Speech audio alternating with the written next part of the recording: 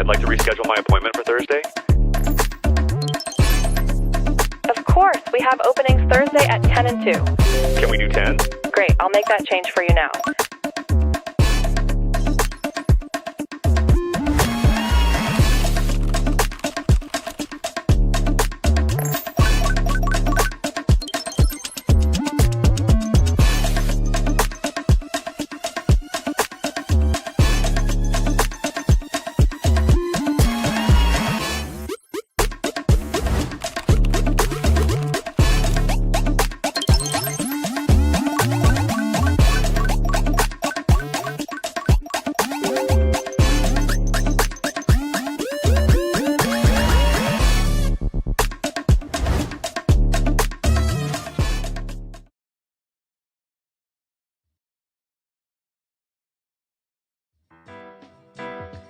Ladies and gentlemen, welcome to the Digital Leader Show, where we talk key issues and news at the intersection of business and technology in hopes of making you a better digital leader. Hosted by Dan Goodstein and IRPA AI, a professional association, media and peer research network, providing education, networking and advice to over 130,000 global members on automation, enterprise AI, and digital transformation. We're live Wednesdays at noon Eastern, 9 a.m. Pacific on LinkedIn and YouTube, and the audio recording is available wherever you get your podcasts. And now, here's your host, Dan Goodstein.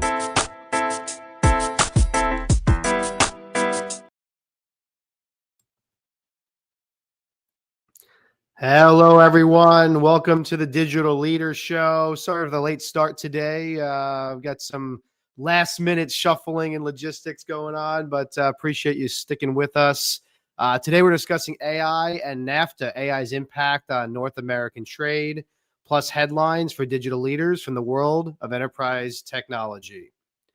Thanks to our sponsor, Dialpad. Dialpad is a leading AI-powered customer communications platform, transforming how businesses communicate with their customers. More than 50,000 companies across the globe, including Netflix, Remax, Uber, Randstad, and Tractor Supply, rely on Dialpad to build stronger customer connections using real-time AI-driven insights. You can learn more at dialpad.com. My co-host today is Chris Surdak, IRPA AI Senior Analyst, award-winning author, former White House Chief Transformation Office Advisor, and partner for digital transformation at Gartner. Chris, how are you? I'm spazzing over my ever-changing calendar. I again apologize for having to do the shift, but I'm happy to be back. Happy to be back on the show with you, and also happy to be back in the United States. So, I wasn't going to blame you. I wasn't going to tell everybody you were the reason for the delay today. But I appreciate you fessing up. Yeah, definitely. How have you been? Where were you? You had an event today, I think. Yes. Yeah. So San Diego today for an event, Vegas yesterday for an event, and then 10 events over 4 days in Mexico City last week. So it's been pretty nutty. It's good to know events are back. I didn't been to an event in a while. And big ones. I mean, the main showdown in Mexico City had over 8,000 executives. It was focused on CEOs and CHROs. And so it's fascinating, the discussion of how companies are trying to adjust to an AI enabled or disabled world, depending on how you look at it. So, yeah, what was the conference you were at? It was the Congress of Human Resources Leadership, I believe is what it translates into English. And it was their 60th year anniversary. So they've been doing this for a long time. It was very well attended event, and very, very inspirational and interesting to see how organizations are trying to adjust to an AI impacted world. I won't necessarily say enabled world, but yeah. Although I dig Dialpad. The commercial looks cool. I'm going to have to check them out. Yeah, interesting company. We had the CEO, well, actually the co-founder and CTO on last week. So check that out if you missed it. But lots happening in the CX world, AI and beyond. But that's one of the many industries that's ripe for renovation, transformation for sure. So interesting conversation. Hopefully we'll have him back, one of his colleagues back in the next couple weeks. Yeah. But Chris, lots going on. The news was flooded this week. So let's jump into headlines.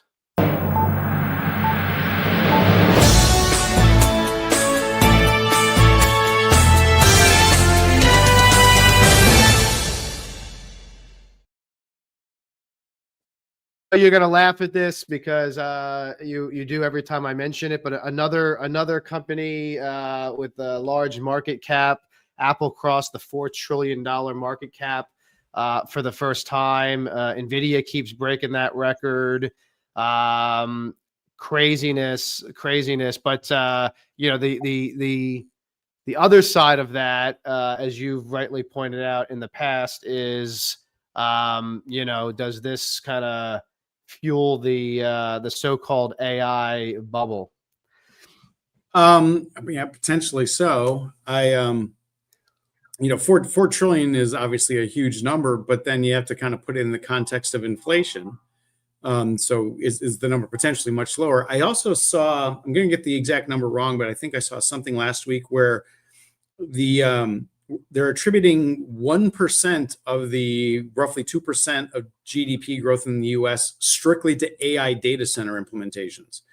1% of GDP growth. So I'm sorry, 1% of the 2% of GDP growth. So half is associated with data center for AI implementations. So yeah, great news for Apple, great news for Apple shareholders. What that means in context for the rest of the economy, as we're about to get into with other headlines, is very open to question, I guess.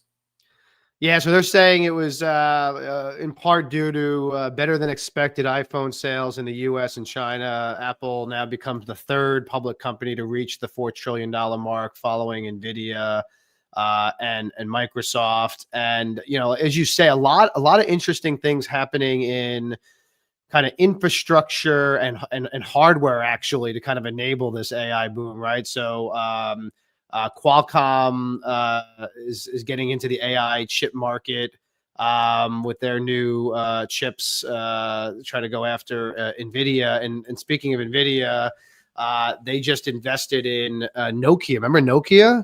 $1 billion investment in Nokia to expedite or accelerate their opportunity in the telecom space. So lots happening. And then back to Apple, two of Apple's suppliers just merged as well, creating a $22 billion chip company. So lots of consolidation there, and I think ramping up for all of this, right? I was speaking with some folks about how 25 years ago when the internet bubble burst, one of the victims financially of that was Corning Incorporated, which is where my father worked. And Corning produced all the fiber optics that were being laid across the ocean so the internet could work. And Corning, I think in 1 year when the bubble burst, went from about $200 per share to $2 per share in a year. Absolutely collapsed. Now, eventually, all that fiber optic that they had sold and was being laid across the internet or across the oceans, it was dark fiber. It wasn't turned on. But as more and more internet traffic picked up, they started turning it on. So that infrastructure spend was worthwhile. So the question here is that going to be true of the AI stuff too? And it remains to be seen. If AI does have the impact that we expect it does, having more chip manufacturers producing the chips that enable this stuff is a good thing. I think we need competition there.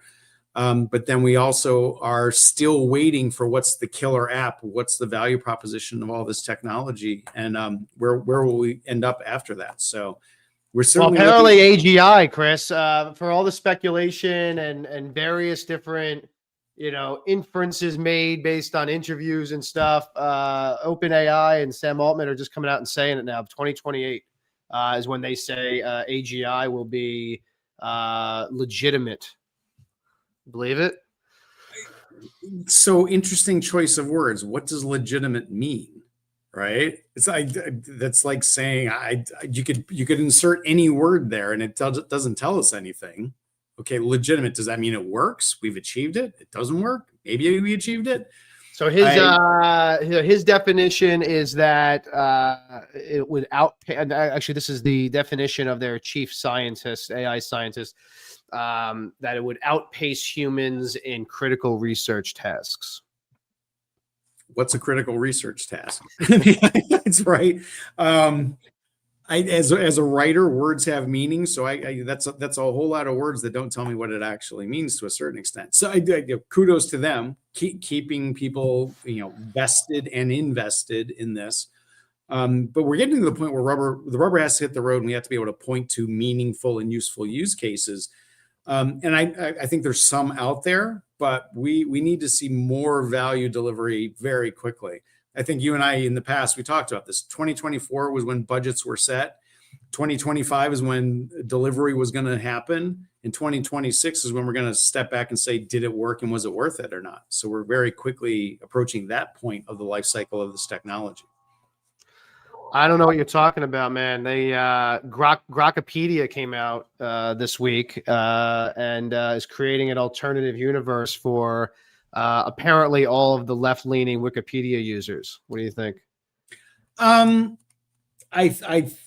think this is another good example of competition is a good thing.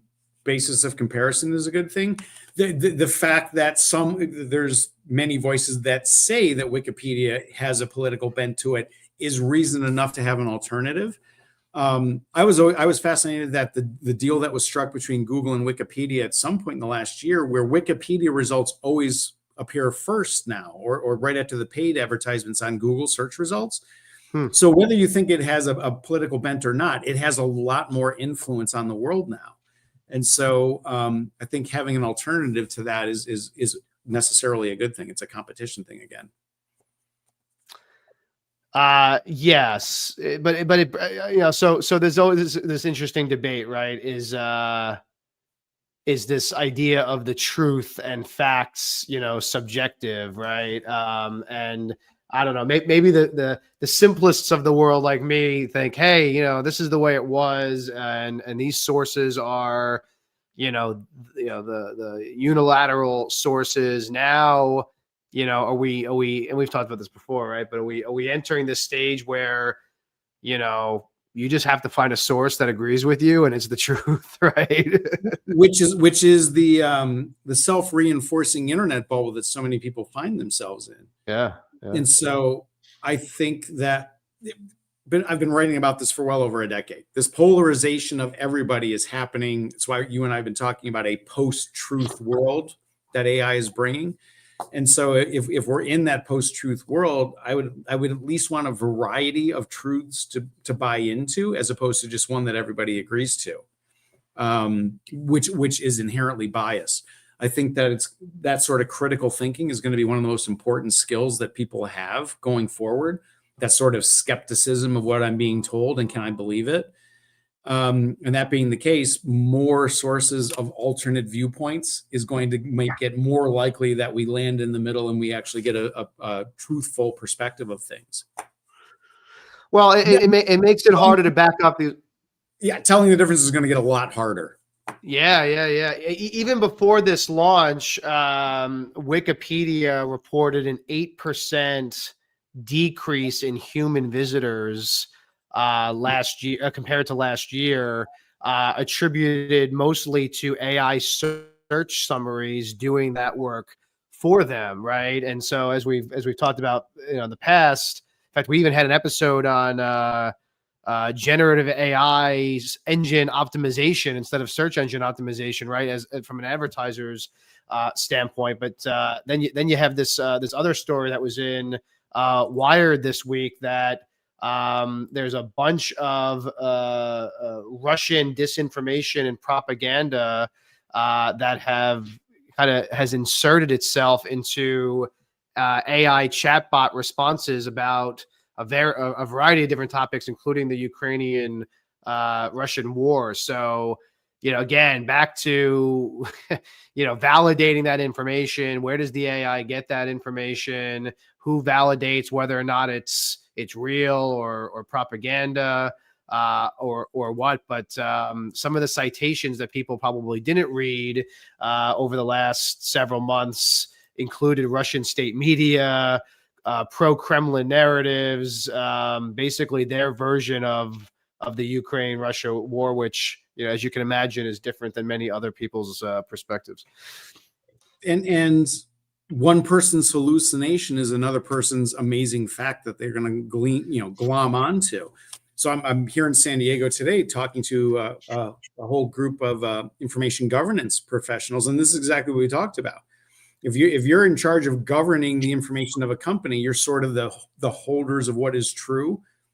So if you now feed that into an LLM and you have no idea when it's going to tell a truthful answer or hallucinate, when your various constituents in the company or your customers look at it, what do you do then?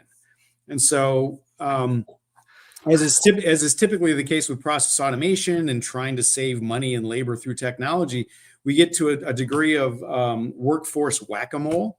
Yeah, I get to lay off a whole bunch of people that are performing this task now, but I create a whole group of people that need to do another task to kind of police the automation we just released. It's an endless whack-a-mole sort of thing. Yeah. The last story, which is really a topic of its own, and maybe it'll be a segue into our main topic. I don't know, Chris. I hate to be the alarmist. I really, really do. But you look at some of these reports coming out of job cuts, and I'm starting to get very concerned about, is this really just a rebalancing, a reshifting, as a lot of people think? I think our guest last week, was more of an optimist. He said, hey, this is just, the jobs are going to change and there'll be different jobs and stuff. But, you hear some of these numbers. I mean, Amazon cut 14,000 corporate jobs yesterday. 14,000. That's 30,000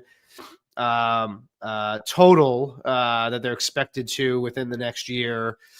Last week they announced their robots, going after 600,000 factory jobs, but this new number, 14,000, is corporate. So now this isn't just blue collar, right? This is blue collar and white collar. Paramount, 1,000 employees cut. Target, another 1,000 employees cut. PwC just scrapped its 2021 pledge to hire 100,000 new employees by 2026. Their counts are down.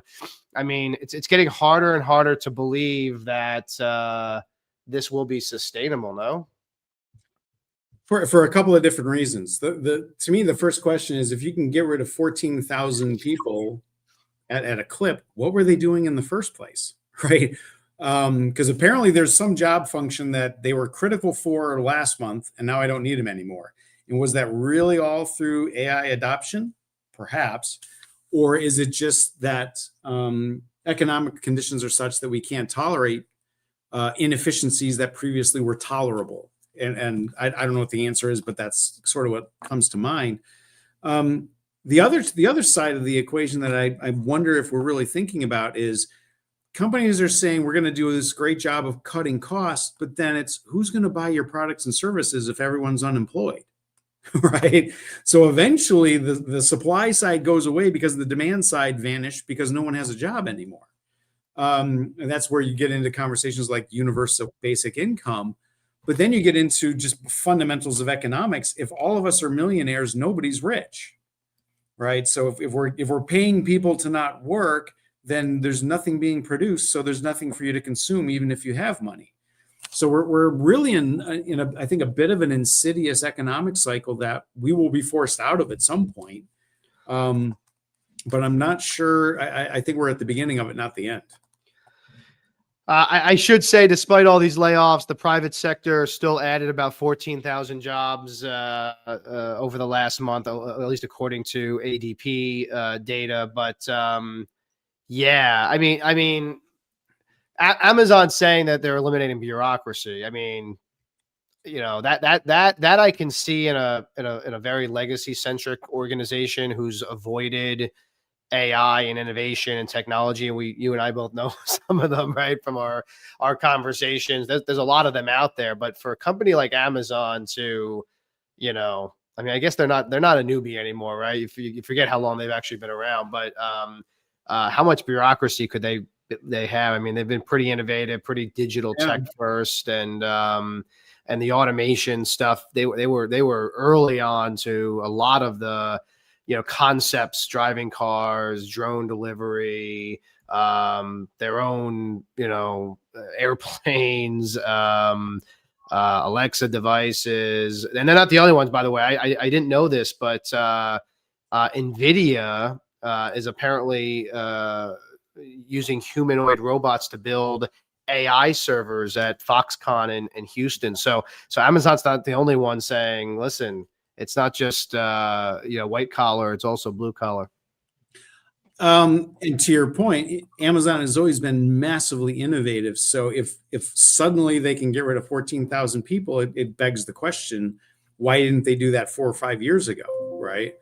And is that all attributable to robotics and AI? Because really the innovation over the last 3 or 4 years is this generative AI thing.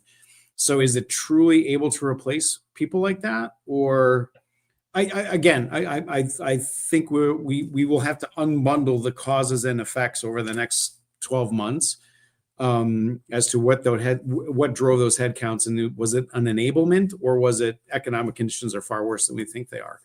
And I've said for a while that I felt like these companies were too what's the word I'm looking for? Overburdened with people that they just wanted an excuse. They needed an excuse that was yes. Politically acceptable. For a while, it was COVID, right? And then it was people don't want to work and they don't want to move, and we're going to do these return to office things that we know people aren't going to fly across the country 5 days a week, right? So, assumptive layoff kind of things. So, this is just the next wave of it. You got a pro AI administration right now. So, they're not going to come after you in theory, for, letting jobs go for AI, or will they, right? I mean, there's just conflicting signals. On one hand, they're pro AI. On the other hand, they're, pushing this visa fee thing we talked about a couple of weeks ago. So, I don't know. And maybe that's a good segue into our topic today. So, Chris, explain this to me. I know you spoke at a conference recently about this. What is NAFTA? I think it's referred to as USMCA now. And what's changing? What's happening? Yeah, I do want to have just one parting thought to what you were just saying a moment ago, which in the same announcement that Amazon made where they're laying off 14,000 people. They also talked about how they're putting another, I think, 35 billion into AI infrastructure in their data centers and so forth. But in the same article, they talked about how the current utilization of the AI capacity that they have is 12%. So it's like, holy cow, you're putting that much money into an asset that you're only utilizing 12%. So something's off in all those numbers. And I think there was some discussion of, is this cost shifting? So I'm taking away the spend on people so I can put more money into this bet that they're placing on data centers and AI being the future. And I certainly hope that bet's a good one, right? So if you're going to get that, it's like we're getting rid of the workforce before we've achieved the efficiency from AI. That's a risky bet. So it'll be interesting to see how that plays out. Well, and I think too, and we've tried very hard to avoid politics on this show, but at some point you're going to have a political conversation. If these people, if there's a group of people that are unemployable because they're not, I heard this great analogy this morning. I was watching, I think it was CNBC, and Kevin O'Leary, Mr. Wonderful from Shark Tank, was asked about this, and the example that he gave was, there was a job in the past where people would inspect roofs, right? And so they'd, have a bunch of guys, they put a ladder up to the roof, they go on the roof. Right? Now there's a drone operator that goes over the roof and takes pictures or whatever. And the host says, well, you went from 4 people inspecting a roof that took all afternoon to, 1 person operating a drone that takes, I don't know, 10 minutes. And his response was, yeah, but that drone operator gets paid $400 an hour. The guys who were inspecting the roof get paid minimum wage. So it's a higher value job. But the reality is, I'm thinking the average guy who goes on the roof doesn't know how to operate a drone, right? So what happens to those people? What do we do about those people, like you say, and then if they can't afford, because they're not working, they can't afford to buy things. And then last thing, I know you're chopping at the bit. I think you're going to have this. Remember the issues, the top 1% protests years ago. You couldn't get on a train in New York for a long time I wear a suit and you couldn't even go on a train without being harassed, right? But you see these numbers, $4 trillion market cap from these companies, and then they're laying off 140,000 people, and the executives are making $7 million, $100 million a year. At some point, people aren't going to be okay with that across the board, regardless of political party. It's a gigantic AI let them eat cake, right? Marie Antoinette from the French Revolution, to a degree, we're going there. And to segue to the discussion about my trip to Mexico and the discussions down there, this is exactly what they were worried about, and it was very much on the front of the minds of 10,000 executives across Mexico. These potential social implications are huge. And the thing that's different is that we've always had this problem. Every new technology has dislocated people and forced people out of one job and into another. But the technology change used to be like 100 years or 50 years or 30 years. Now it's 30 weeks. And there's no way someone can retrain to do that. Drone operator needs more than 30 weeks to lose their job and find a new one. And then you have the scaling down. I don't need 4 people to operate the drones like I needed 4 people to inspect the same number of roofs. So we're kind of forcing people into this situation where they can't respond quickly enough to the changes that are coming. And that 1%er that's getting the $7 million a year job, they're being rewarded for the efficiencies at the sacrifice of the other folks, in effect. So I think that the other part that we're missing is that those 4 people that were climbing up on the roof, they had to have a house, they had to have a car, they bought groceries. So at some point, this constant cost cutting, what we think is cost cutting, digs into consumption because people don't have money to spend. And so it's a little bit insidious. And I think organizations are going to find that this is much more challenging than they think. It's great for short-term results. Long-term, the impacts are very disquieting.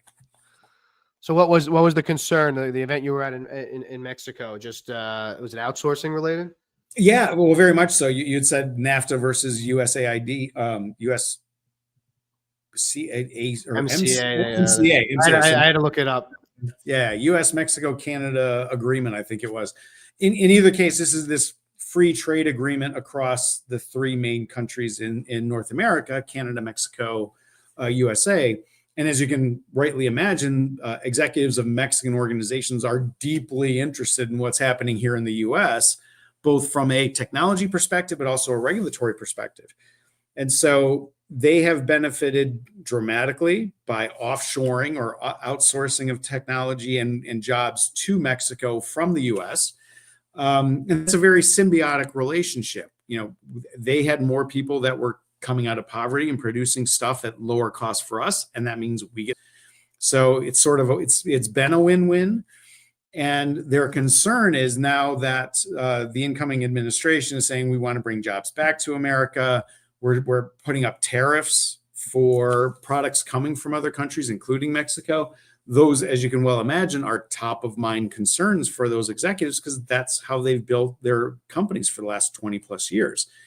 And so it's that old thing where if the U.S. sneezes, Mexico catches a cold, and the U.S. is sneezing pretty hard right now. So how does that impact them? So the focus was, it started as a discussion about AI and the impact of AI on their economy, our economy, and it very quickly turned into a discussion about tariffs, trade.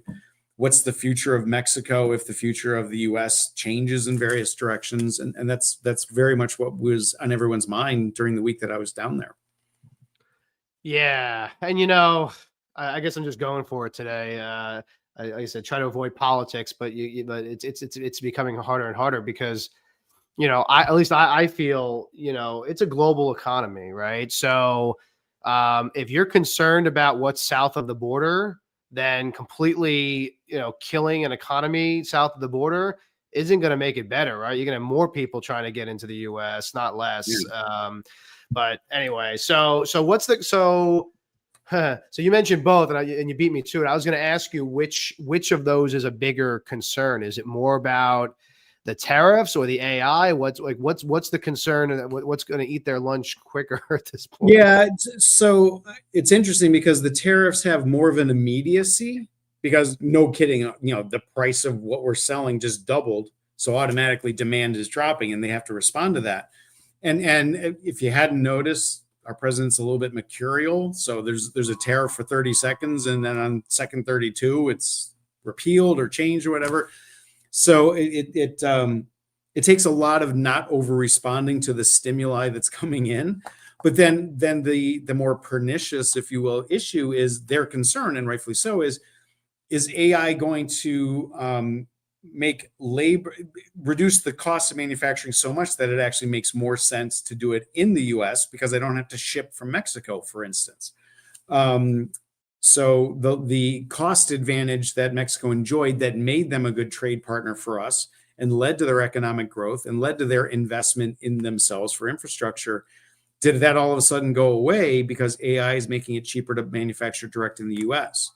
So there's the short-term Trumpian forcing function of, good television politics, right? Oh my gosh, we're going to invade Greenland, versus there's some significant policy changes that are going to have a longer term impact for the economy as a whole.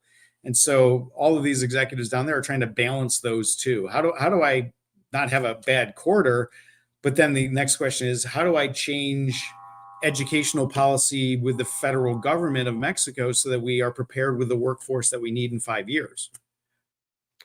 Yeah, that's right. Yeah, you take for granted. I mean, as confusing as things are here in the U.S., you're talking about economies that are dependent on us, right? Well, how do they? I mean, we've spent so many times over the years with different organizations around how to upskill their populations, essentially to sell to the U.S., right?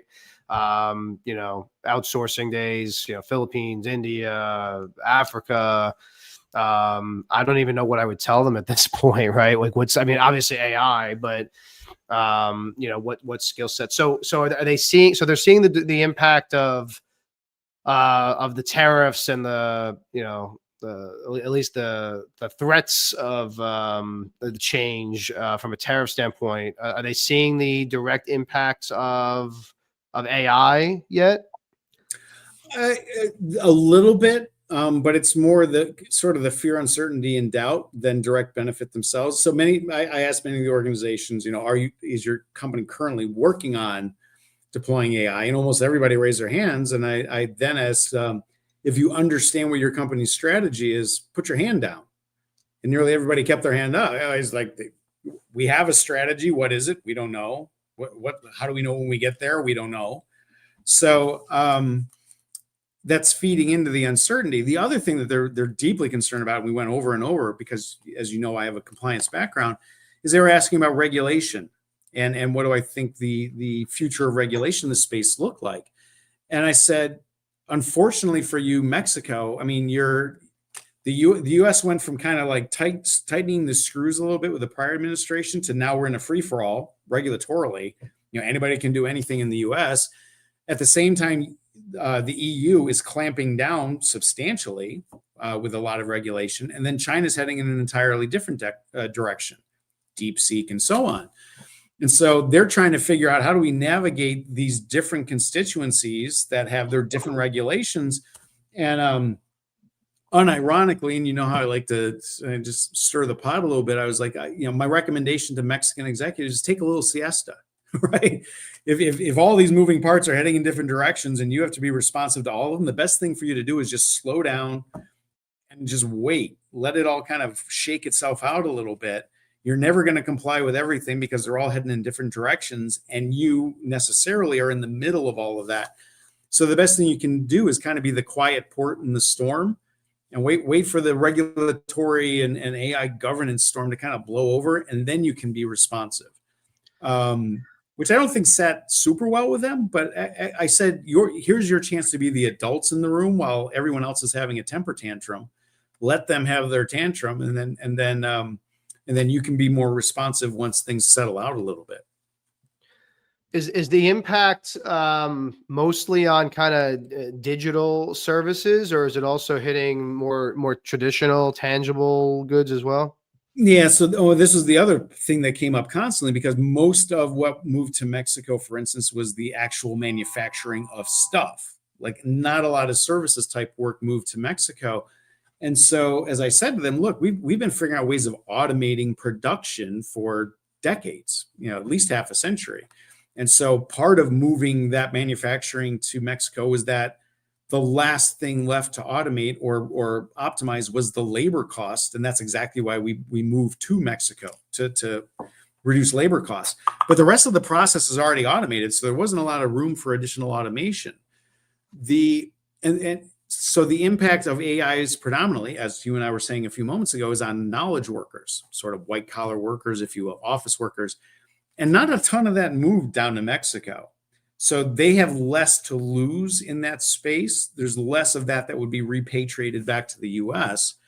And so there's not, I don't foresee a ton of movement of either production labor to the US. Because this generation of AI doesn't really do much in that space. And then the knowledge worker labor, it never really went to Mexico. So it didn't really, that's not going to come back either. And if you look at all the layoff numbers you just said, that's all knowledge workers. So like the US isn't picking up more of those people, it's lowering it. And then the other thing that they talked extensively down there is, and you touched on this, from COVID and all that stuff, we had this huge mass of gig workers, right? People that were kind of floating, Uber drivers and so forth. That's huge in Latin America, also up here. And most of the people that are doing that gig work are younger workers. So you have this interesting dichotomy between most of the office worker, white collarish type people are older, been doing it for a long time. They like having meetings. They like doing reports. They like working in ERP systems. Right? How many meetings can I squeeze in today so I feel productive? Gig workers, the younger people, are like, I don't want to do that. I'm not coming into your office. What are you, nuts? I don't even own a tie. And they want that flexibility that came both from gig work and the work from home in the pandemic response. So part of the acknowledgement for Mexico in particular is those people aren't coming back into the office. So rather than worrying about the loss of those sort of white collar knowledge worker office workers, it's never coming back. So what you really need to do as an existing organization is how do I make friends with the gig work world, the gig work economy, and then synchronize my existing bureaucratic, big structured company to take advantage of those gig workers and what they're looking for in terms of greater flexibility, because that's where most of the youth is going these days. Yeah, that's an interesting one. I was going to ask you, so much of, for a long time, so much of the emphasis of the outsourcing conversations was, once things had moved to India, alternatives to India and nearshoring, right? And so Mexico was a big chunk of that nearshoring wave, as was a lot of Latin and South America, and even Canada, but mostly because of the cost factor, South America and Latin America. So, I think of, okay, all this doom and gloom stuff aside, there's always opportunity in chaos, right? So, is there a potential opportunity here for, Mexico and Canada and even other countries outside of North America to become kind of the nearshoring AI people? And to your point, maybe it's less of a big mega outsourcing deal of the 90s, but more of a citizen development on steroids, right? So yesterday, I'm in San Diego today for a conference. Yesterday I was at a conference in Vegas, and in the Vegas conference there were several Europeans there, people from Finland and so forth, and they were talking about how there's a deep fear in Europe because all the chips are coming from the US. The main technology platforms are in the US.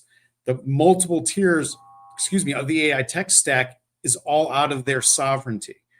And so if the future of all businesses is dependent upon leveraging AI, it's the same thing as like if all their weapons came from the United States. It's like, if we don't want you to use those weapons, you can't use them. And so if the future of economic growth, economic stability, and also political stability comes from control of this technology. Particularly in Europe, they're like, we don't control any of this stuff, and what are we going to do about it? So the earlier deal about Nokia now moving into like this brand that died 20 years ago from being a commanding brand and commanding company in the space of mobility, for them to be bouncing back, I'm not surprised, because that's a strategic decision by European governments to say, we've got to get back in this game. We need to have an alternative to Apple, Google, OpenAI, et cetera, or we're going to be completely at the mercy of them. The same sentiment I heard a great deal in Mexico for the same reasons. So what was the kind of end result of the event in Mexico? What was the sentiment? Was it more of how do we better collaborate, or more of competitiveness? Both. So it was one of those co-opetition, they call it, and part of it was just acknowledging, look, we have a very symbiotic relationship, and we're tied at the hip, Mexico and the U.S. Right? They need us, we need them, and we've built that interdependency for decades now. They had brought up, there's a lot of tension between our relationship now. And I'm like, I'm fairly familiar with our mutual history. And we've always had a lot of tension between US and Mexico, if you know your history from the 1800s. So the balance of that co-opetition, that we're in this together, we're like, brother and sister or siblings that fight. The balance point is going to shift, but we still need each other. And so the key for executives down there is anticipating which way that balance point is going to shift and get ahead of it. That's where the opportunity is going to be on both sides of our mutual border, right? The degree to which I might reshore certain physical production tasks from Mexico back into the US, because there's going to be a lot of incentives to do that, is there. So what does that look like for American companies? And the degree to which AI disconnects some knowledge worker stuff that we're doing in the US, there's potentially a cheaper market of knowledge workers available in Mexico, and there's an incentive to have them pick up labor. So the point is, the change is coming. Don't think that you're going to have a 1 or 2% change in how you operate, like year over year, like we've done for a very long time. There's going to be significant shifts in how you operate, what your cost basis is, what kind of people you need. So look for the big swings and be ahead of it, so you're not surprised by it. So what's your kind of favorite opportunity that you think is going to come out of it? I'll give you mine first, so you can think about it. To me, it's supply chain. Like, the supply chain is getting more and more complicated. You alluded to this before, tariffs, compliance, where things are sourced, where they can go, what they're going to cost when they get there, hurricanes and natural disasters. The point is, the supply chain will become even more and more complicated. I think anybody who can leverage that uncertainty and turn that into an opportunity could be interesting. You agree? I don't. I actually think kind of the opposite. But context is everything. So I think there are strong deglobalization forces that are afoot, right? Ever since the Bretton Woods, after World War II, the whole agreement amongst all the people that came out of World War II is, we're going to globalize. We don't want to have a global war ever again. So we need to build this network of interdependency amongst all of our countries, right? So if I'm depending upon trade with you, we're not going to fight each other. So is this belief that globalization is going to lead to world peace? It didn't really work out that way, as it turned out. And we certainly benefited economically in many ways in doing offshoring and off outsourcing and so forth. You and I had front row seats to that over the last 30 years. But there were also costs associated with all that. And those costs are only really revealing themselves now in an unemployable workforce in the US. So consumption is going to drop, et cetera. I think between that and a destabilization globally kind of the falling apart of this globalized one world government. You're seeing that fragmentation start to take place now. So what I'm getting at is where previously it made sense to outsource everything to China. And yeah, it's really far away. It costs a lot to bring the stuff back here, but the difference in labor costs was enough that it was worthwhile. And then it shifted from there to Vietnam and then to the Philippines and so forth. The logistics complexity and the complexity politically and regulatorily is such that it's actually going to be a lot cheaper to do this stuff in Mexico and just cross the one border that's 100 miles away versus crossing the ocean, to your point, where there's typhoons and pirates, literally pirates. I think that deglobalization and more regionalization is the trend we're going to see, and that will prove to be a lower cost option going forward. So I think Mexico needs to specifically look at how do I bring more of that production from other countries on the other side of the planet, bring it here so we can still benefit from the labor arbitrage, but reduce the cost and complexity of supply chain as you were kind of touching on. Very interesting. And we learned that the hard way with COVID, right? All of our supply Had to be chains local, right? collapsed. And so that was sort of the canary in the coal mine, that our globalized interdependent economy stuff didn't work very well for us.